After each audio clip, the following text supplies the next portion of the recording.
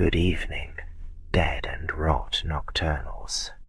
Welcome back to the hour where nothing stays buried, and silence is just a lie we tell the dark.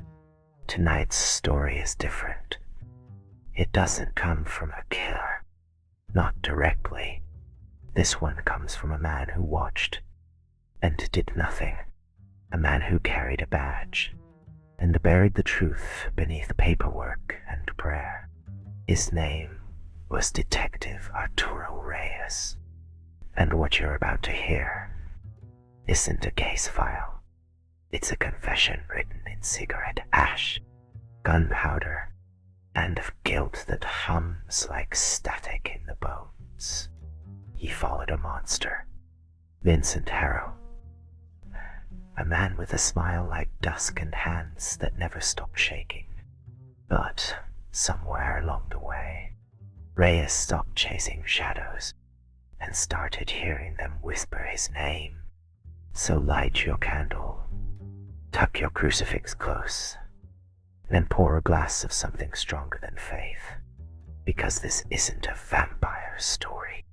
This is a witness statement, filed too late, read too loud, and soaked in everything the good men leave unsaid.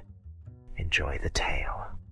To whoever picks this up, my name is Arturo Reyes, badge number 23. Been 41, 23 years on the force, 15 as a homicide investigator, 4 commendations, 2 gunshot wounds, 1 marriage that didn't survive the job, and this is everything I never put in a report.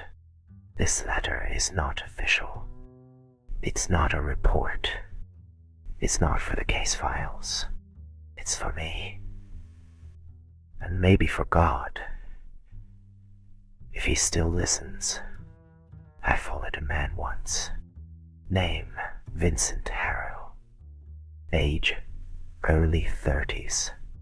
Occupation, night shift mortuary assistant, City District 9.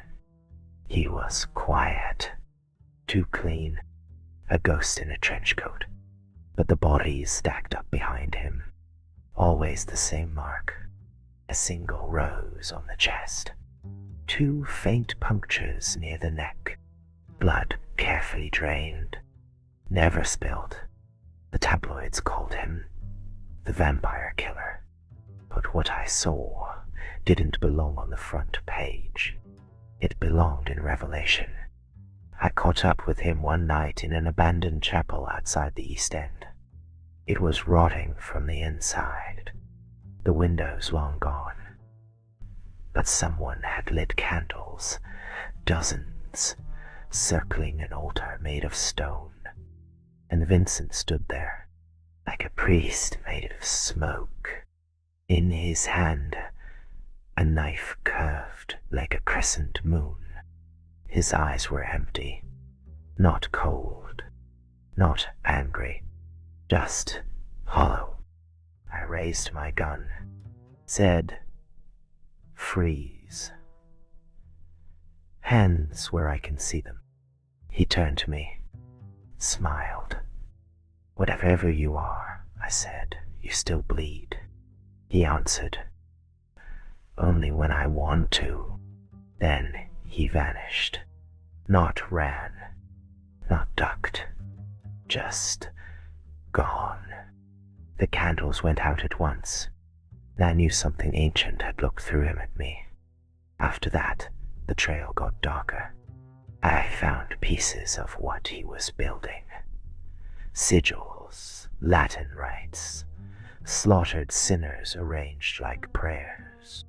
Then came the night he killed Carson Reeves. We didn't know then, but he was Clara's father. Vincent didn't kill him in anger. He did it as part of a ritual, an offering. I watched. I froze. Not from fear, but from something deeper. Something that wouldn't let me move. Carlson's blood painted the altar. Vincent whispered words I still hear when I sleep, and the air itself shifted. It felt like the world had blinked. That night, far from the chapel, a little girl died in her home. Clara, 12 years old. No wounds, no struggle, only silence.